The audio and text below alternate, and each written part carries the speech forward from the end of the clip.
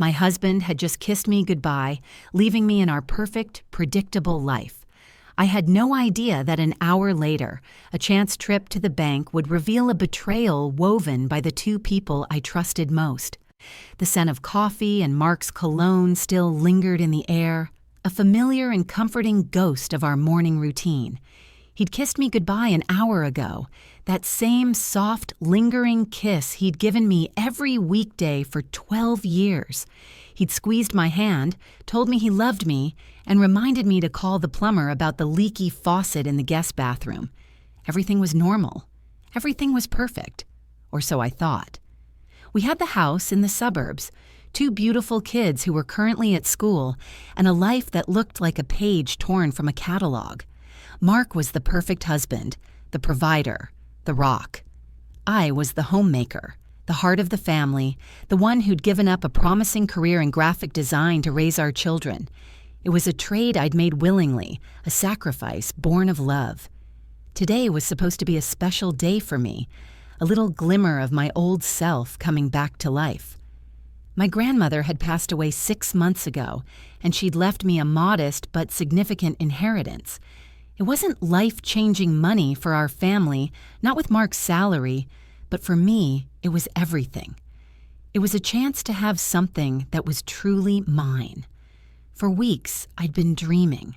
I'd spent late nights sketching out business plans on a notepad I kept hidden in my nightstand.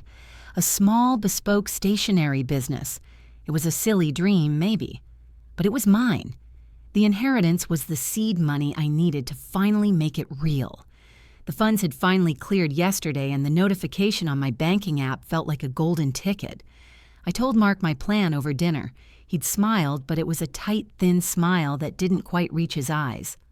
"That's great, honey," he'd said, his attention already drifting back to an email on his phone. "But are you sure you want the stress? You have so much on your plate already." I'd brushed it off. He was just being protective, I told myself. He worried. That's what loving husbands do.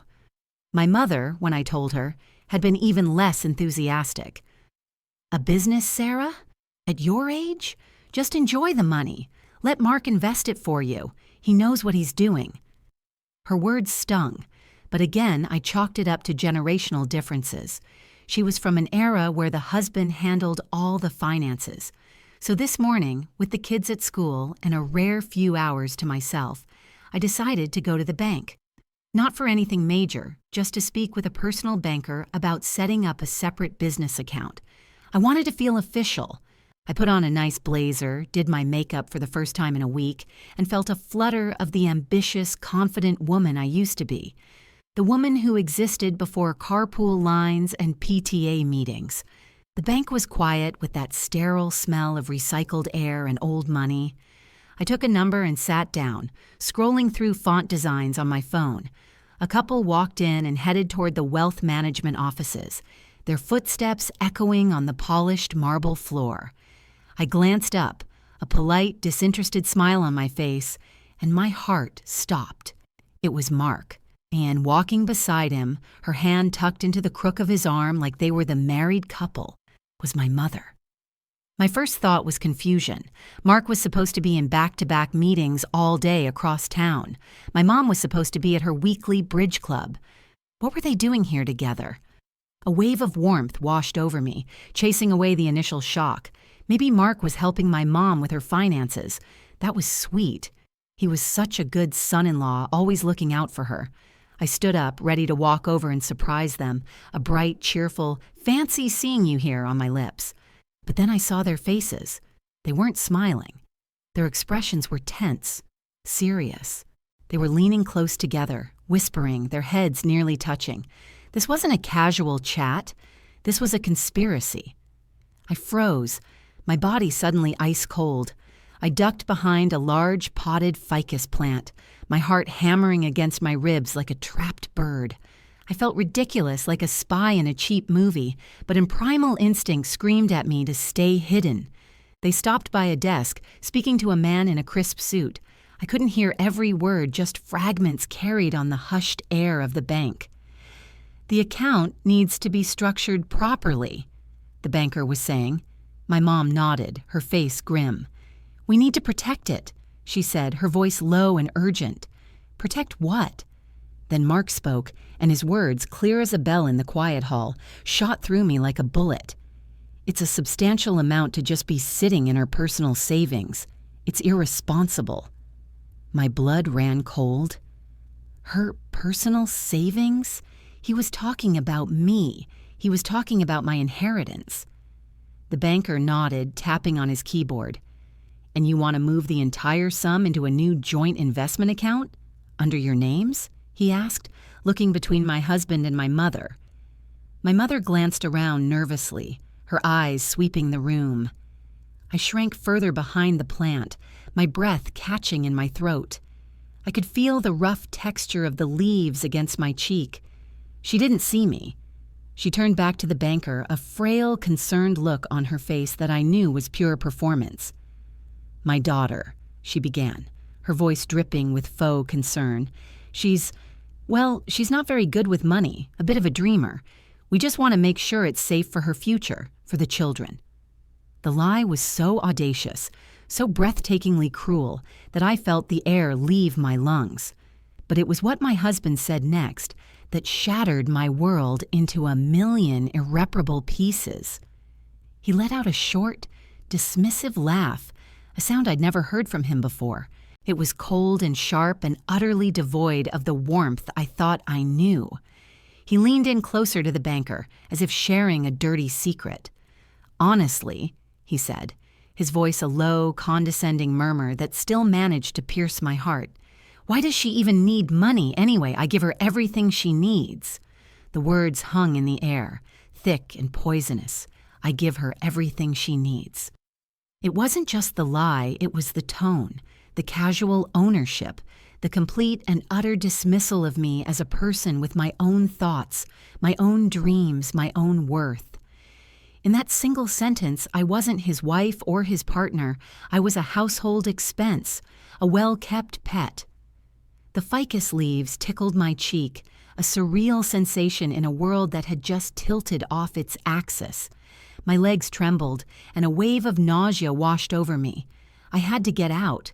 I had to get out before I retched on the polished marble floor or screamed a string of words that would get me escorted out by security. I backed away slowly, my movements clumsy and loud in my own ears. My handbag, suddenly feeling impossibly heavy, slipped from my numb fingers. It hit the floor with a soft thud, the contents, my wallet, my phone, a tube of lipstick, scattering in a small, messy circle. I froze, my eyes wide with panic, convinced the sound had been as loud as a gunshot. I dared a glance toward the desk. Mark and my mother hadn't even turned around. They were still engrossed in their conversation with the banker, nodding along as he explained the finer points of their treachery. They were so confident I was at home, planning dinner or folding laundry, that the possibility of my presence here didn't even exist in their universe. My hands shook as I scrambled to pick up my things, shoving them back into the bag without looking. Then, without a backward glance, I turned and walked, fast and jerky, out of the glass doors and into the jarring sunlight. The drive home was a blur. I don't remember stopping at lights or turning corners. My mind was a chaotic slideshow of the past 12 years, every memory now tainted, every loving gesture re-examined under this harsh, new light. Mark's insistence on managing all our finances, which I'd always seen as him taking a burden off my shoulders, now felt like a strategic move to keep me ignorant and dependent. My mother's constant little digs about my expensive hobbies and how lucky I was to have a husband who let me stay home. It wasn't concern. It was a long, slow campaign of infantilization. They had been working in tandem, a pincer movement on my independence, and I had been too blind, too trusting to see it.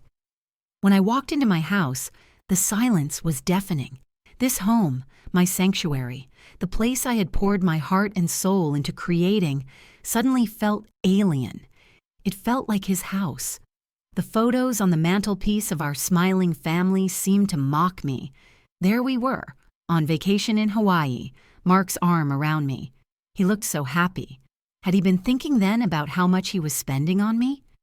When he'd bought me the expensive camera for my birthday, was he mentally logging it as another item on the list of everything she needs? The grief was a physical weight in my chest, but something else was beginning to bubble up beneath it, a cold, hard rage.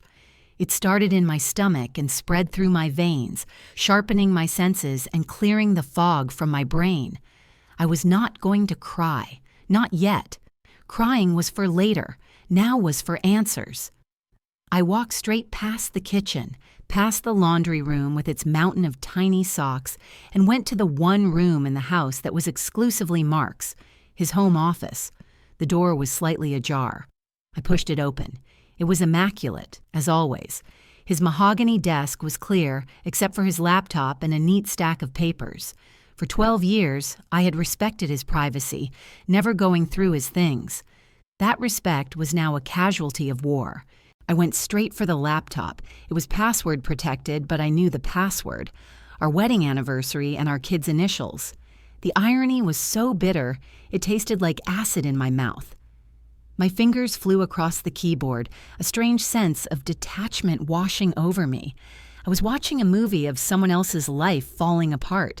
I opened his email, my heart pounding. I typed my mother's name into the search bar. A list of email threads appeared, stretching back months. The most recent one was from last night. The subject line was simply, "The Plan." My blood ran cold. I clicked on it. It was from my mother. "Heard from the bank," it read. "The funds are available. We can proceed as discussed tomorrow at 10 a.m.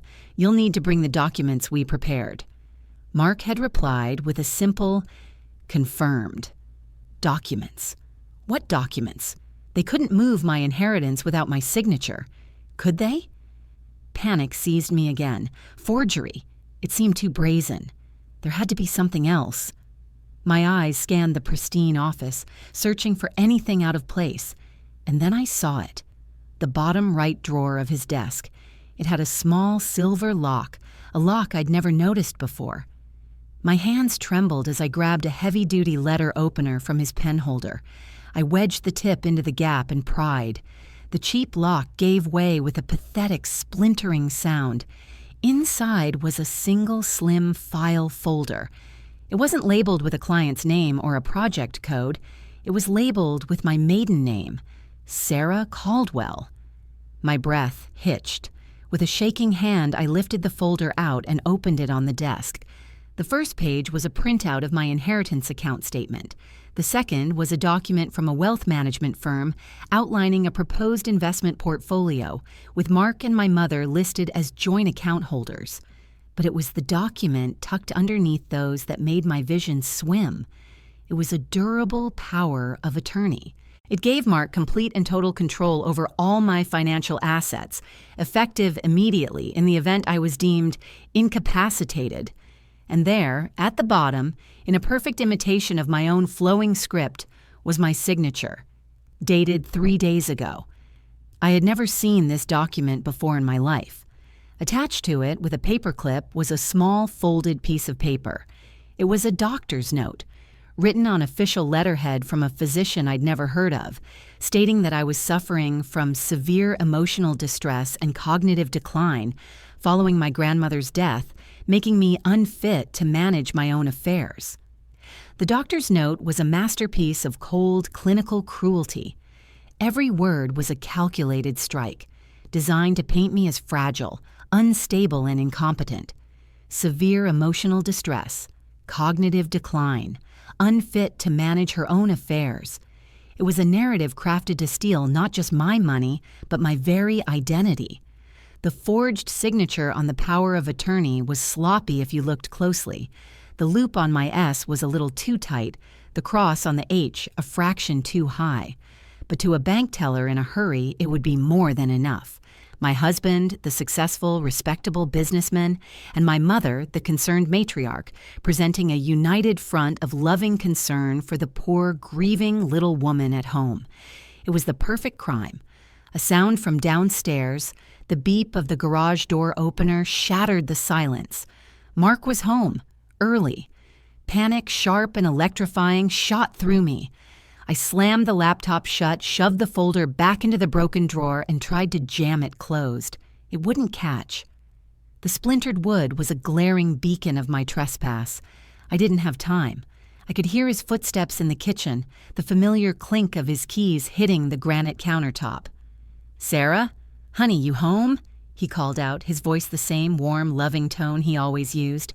The sound of it made my skin crawl. "In your office," I called back, my voice surprisingly steady. I had to look normal. I had to act normal. I stood up, smoothing down my blazer, my mind racing. What could I say? How could I pretend I hadn't just unearthed a plot that had completely detonated my life? He appeared in the doorway, a smile on his face. He was holding a bouquet of my favorite flowers, stargazer lilies. The hypocrisy was so profound it was almost comical. "Hey, you," he said, stepping into the room. "Got off early, thought I'd surprise you." He leaned in to kiss me, but I turned my head at the last second, and his lips brushed my cheek. I hoped he would attribute my coolness to me being busy. He didn't seem to notice.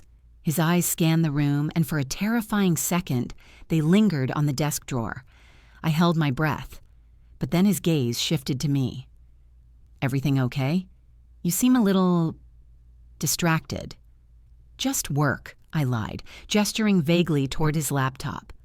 "I was trying to use your computer to look up some suppliers for my stationery business. Mine is running so slow." It was a weak excuse, but it was all I could come up with. "Oh, right, the business," he said, the slightest edge to his voice. He placed the lilies on the edge of his desk. "We need to talk about that, Sarah." Here it comes, I thought, the gentle condescension, the loving concern that was just a mask for his control. I've been thinking," he began, sitting on the corner of his desk, adopting his most earnest, husband-knows-best expression. "With the inheritance, it's a lot of money, a big responsibility, and I know how much you want this little business, but maybe it's better to be smart about it. Let the money work for us, for the kids' future." I just stared at him, my face a carefully constructed mask of neutral interest. Every word he spoke was a lie, a carefully polished stone laid on a path to my financial ruin. He had no idea that I knew. He thought he was still managing the situation, gently steering his fragile, flighty wife away from her silly little dream. "What do you mean, let the money work for us?" I asked, my voice dangerously quiet. He brightened, sensing he was making progress. "Well, I was talking to your mom about it, actually," he said, and the casualness with which he dropped her name into the conversation sent another jolt of ice through my veins. "She's worried about you, too. We both think the best thing to do is move the money into a managed fund. Something secure. Low risk. I could handle it all. You wouldn't have to worry about a thing." He smiled, a picture of benevolence. "You could still have your little hobby, of course. I'll give you a budget for it from our main account." "I'll give you." The words echoed the ones I'd overheard at the bank. The rage I'd been suppressing began to simmer, hot and undeniable. I had to get him out of the office. I had to get away from the broken drawer and the damning evidence it held. I forced a smile, a brittle, fragile thing. "That's really thoughtful of you to look out for me, Mark. And for Mom, too. Let me think about it, okay? I'm just a little overwhelmed today." I stood up, moving towards the door. "I'm going to put these beautiful flowers in some water." He seemed satisfied with my placid response. He was used to me deferring to his judgment. I walked out of the office, my back ramrod straight, and went to the kitchen. My hands were shaking so violently I could barely fill the vase. As the water ran, my mind raced. I needed proof. Hard proof. The forged documents in his office were a start, but I needed more. I needed to know who this doctor was. I needed to see their communication. While my back was to the living room, I heard Mark's phone chime with a text notification from the coffee table where he'd left it. I glanced over my shoulder. He was still in his office, now on a call, his voice a low murmur. On autopilot, I set the vase down and walked to the coffee table. My heart was a frantic drum against my ribs. I knew his passcode, too, our son's birthday. I picked up the phone. My thumb hovered over the screen. This was it. There was no going back after this. I unlocked it. The screen lit up with his text messages. The top one was from my mother. It had arrived just a minute ago. My eyes scanned the words, and the world swam before my eyes. It wasn't about the bank or the money. It was about something else entirely, something so much worse, a betrayal so profound I hadn't even allowed myself to consider it. The text read, "He's asking about you again. I told him you'd call him after you finished with Sarah's inheritance. Please be careful, Mark.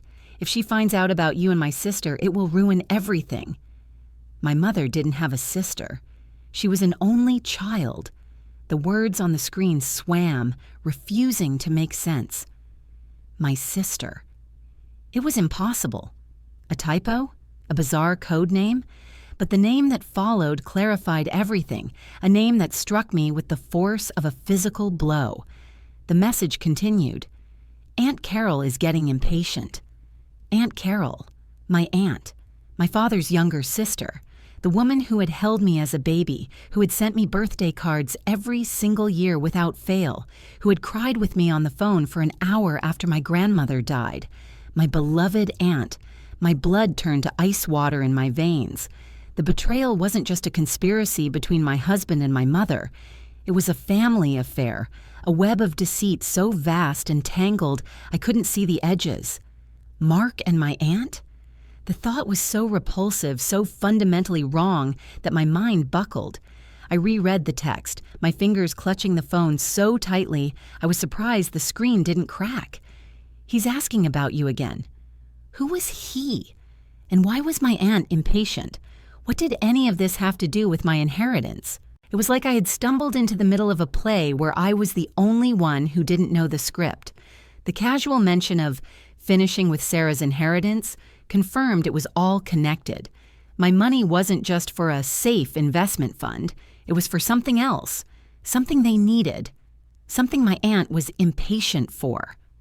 Mark's voice from the office, still on his call, was a low drone in the background. I had to put the phone back.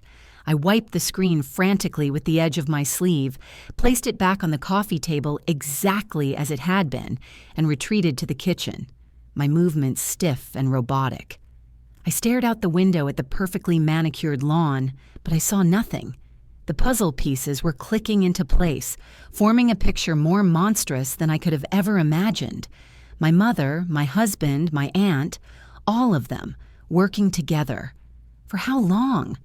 All those family gatherings, the shared holidays, the polite smiles and warm hugs. Had it all been a lie? My mind flashed to my Aunt Carol. She'd always been the fun aunt, the one with the slightly too expensive car and the designer handbags. She divorced her husband about 5 years ago and had complained ever since about how the settlement had left her high and dry. I'd always felt sorry for her. My mother had often remarked, with a sigh, "Poor Carol, she just doesn't know how to handle money." The same words she had used to describe me. Was that it? Was my inheritance meant to bail out my aunt? And what was my husband's role in all this? The thought of him and my aunt, it was a dark, venomous thing that I couldn't let my mind touch for more than a second. I needed to get out of the house. I needed air. I grabbed my car keys from the hook by the door. "Mark!" I called out, my voice high and strained. "I forgot I have to pick up some things for the PTA fundraiser. I'll be back in a bit." I didn't wait for a reply. I practically ran to my car, fumbling with the keys, my breath coming in ragged gasps. I pulled out of the driveway and just drove, with no destination in mind. My safe, predictable suburban world had become a labyrinth of lies, and I was trapped in the center. I found myself parked in a deserted corner of a local park, the engine off, the silence pressing in on me. I pulled out my own phone, my fingers trembling as I scrolled to my Aunt Carol's contact number. I stared at her picture, a smiling, sun-kissed woman on a beach, a liar, a snake. What could I even say? "Hi, Aunt Carol, just wondering if you're sleeping with my husband and plotting with my mother to steal my inheritance." The absurdity of it all was nauseating. Then a thought struck me. A cold, calculated thought that was born from the rage now solidifying in my gut. They thought I was a fragile, incompetent dreamer. They thought I was stupid. It was time to use that to my advantage. They had a plan. Now I needed one too. The first step was to find out who he was. The man my mother mentioned in the text. The man who was asking about Mark. I scrolled through my contacts again, past my aunt, and stopped at another name. My uncle. Carol's ex-husband, Uncle David. They'd had a bitter divorce and hadn't spoken in years. David was a quiet man, an accountant, the polar opposite of my flamboyant aunt. He was meticulous, detail-oriented, and he had never liked my mother or Mark, something I'd always dismissed as post-divorce bitterness. Now, it seemed like shrewd judgment. Maybe he knew something. Maybe he had seen something. It was a long shot, but it was the only shot I had. I took a deep breath and hit the call button. He answered on the second ring, his voice cautious. "Sarah, is everything all right?" We rarely spoke. My call out of the blue was an immediate red flag. "Hi, Uncle David," I said, trying to keep my voice light. "Sorry to bother you. I know this is going to sound really strange, but I need to ask you about Aunt Carol." There was a heavy sigh on the other end of the line. "What has she done now?" he asked, his tone weary and resigned. "It's about her finances," I hedged. "I know it's none of my business, but she's been asking to borrow some money, a lot of money, and I let my voice trail off, hoping he would fill in the blanks. The silence stretched for a few moments. Then he spoke, his voice low and grim. "Sarah, stay away from her. I'm serious. Don't give her a dime. She's not just in debt. She's in trouble. Deep trouble." "What kind of trouble?" I pressed, my heart hammering. "Who is she involved with?" He hesitated. "You don't want to know these people. The man she's tangled up with, he doesn't play games. His name is Julian Vance. He's not the kind of person you borrow money from and don't pay back." Julian Vance. The name was unfamiliar, but the way my uncle said it sent a shiver down my spine. "Why is she involved with someone like that?" I whispered. There was another long pause, and then my Uncle David dropped the bomb that explained everything, a single piece of information that made the entire conspiracy click into horrifying focus. "It's not just her," he said, his voice heavy with a disgust he'd clearly been holding in for years. "Mark introduced them. He's been using Carol's accounts to move money for Vance for years. It's some kind of laundering scheme. My guess is Mark got in too deep, owes this guy, and now he's desperate. He's probably promised Vance that inheritance money to clear his own debt." The park faded away. The chirping birds, the distant laughter of children, it all dissolved into a low hum in my ears. Laundering scheme. The words didn't belong in my life. A life of bake sales and soccer practice. Mark, my dependable, risk-averse husband, wasn't just a controlling cheat. He was a criminal. He hadn't just gotten tangled up with my aunt. He had dragged her into his own filthy world, and now he was trying to use my grandmother's legacy as a get-out-of-jail-free card. The pieces slammed into place with dizzying speed. My mother's complicity, her willingness to declare me mentally unfit. It was all to save Mark, to protect the perfect family facade she valued above everything, even her own daughter. Aunt Carol's impatience, the mysterious he, it was all about a debt owed to a dangerous man. "Sarah, are you still there?" Uncle David's voice was laced with concern. "Yes," I said, my own voice a stranger's, hollow and cold. The grief and shock were gone, burned away by a white-hot, clarifying fury. "Thank you, David. You've told me everything I need to know." I hung up before he could ask any more questions. They had underestimated me. They had all underestimated me. They saw a homemaker, a wife, a mother. They were about to meet the woman I'd been before all that. The one who was smart, resourceful, and who was now fighting for her life and her children's future. I drove home, not with the frantic panic of before, but with a chilling sense of purpose. The plan that had started as a nebulous idea of revenge now had a sharp, crystalline structure. When I walked back into the house, Mark was in the kitchen making a smoothie. He smiled at me, a mask of loving normalcy. "Get everything for the fundraiser?" he asked. "Yes," I said, my voice sweet as poison. "Everything's handled." I walked over to him, wrapped my arms around his neck, and kissed him. It was like kissing a marble statue. He responded enthusiastically, oblivious, pulling me closer. "I've been thinking about what you said," I murmured against his cheek. "About the inheritance. You're right. It's too much for me to handle. I'd love for you and Mom to help me invest it safely." The relief that washed over his face was so profound it was sickening. He thought he'd won.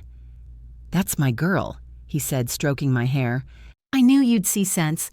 We'll go to the bank together tomorrow, sort it all out." "Perfect," I said, pulling away with a bright smile. "I'm going to go have a bath and relax. I feel so much better now that this is all off my shoulders." The moment I was in our bedroom with the door locked, I went to work. I took my laptop into the walk-in closet, burying myself among Mark's expensive, custom-tailored suits. First, I logged into my bank account and initiated a wire transfer of the entire inheritance to a new account I had just opened online with a different bank, one Mark had no affiliation with. It would take 24 hours to clear, but it was a start. Next, I went back into his office. The broken drawer was still ajar. I took out the file with the forged power of attorney and the fake doctor's note. I took high-resolution photos of both documents with my phone, then emailed them to a new anonymous email address I'd created. Then I put the file back, leaving the drawer exactly as I'd found it. My evidence was now secure in the cloud. My final call was to my old college roommate, Jessica. She was now a partner at a top law firm in the city, specializing in forensic accounting and high-asset divorce. "Jess?" I said, my voice low. "I'm calling in that favor you've owed me for 15 years. I need the best, most ruthless divorce attorney you know, and I need a meeting first thing in the morning." The next day was a symphony of deception. I played the part of the dutiful, slightly dim-witted wife to perfection. At the bank, I smiled placidly, while Mark and my mother spoke to the banker. When the banker informed them that the funds from my inheritance account were currently pending transfer and unavailable, the look of panic that flickered between Mark and my mother was my first taste of victory. Mark recovered quickly, forcing a laugh. "Oh, that must be the transfer to the joint account we discussed," he said, trying to steer the conversation. I simply widened my eyes and said, "Oh, I don't think so. I moved it this morning. To be safe. I opened one of those high-yield savings accounts online." I watched the color drain from his face. We walked out of the bank in tense silence. The moment we were in the car, his mask slipped.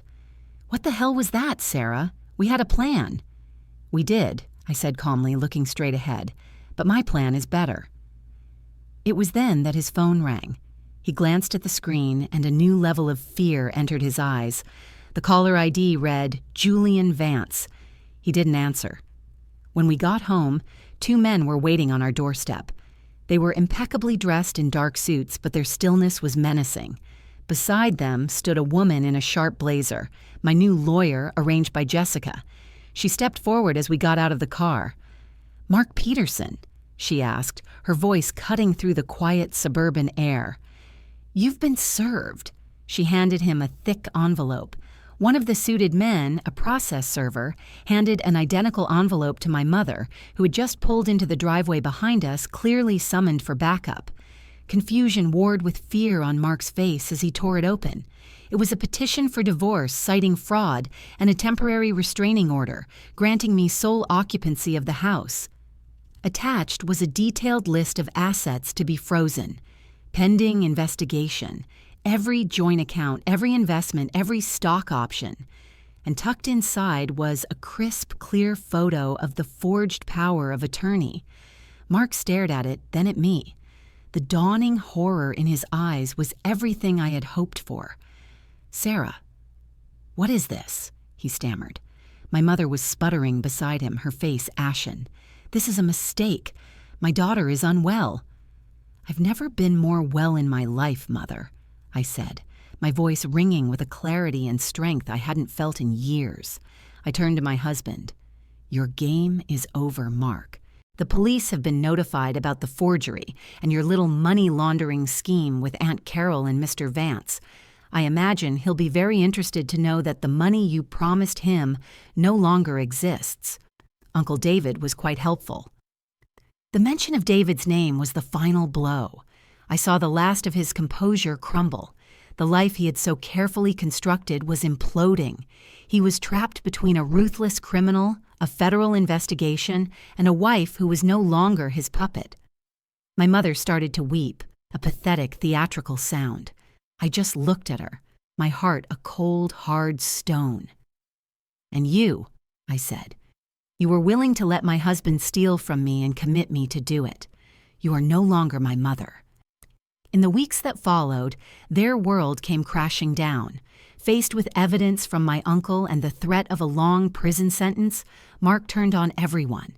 He implicated my aunt, who in turn implicated my mother in the conspiracy to defraud me.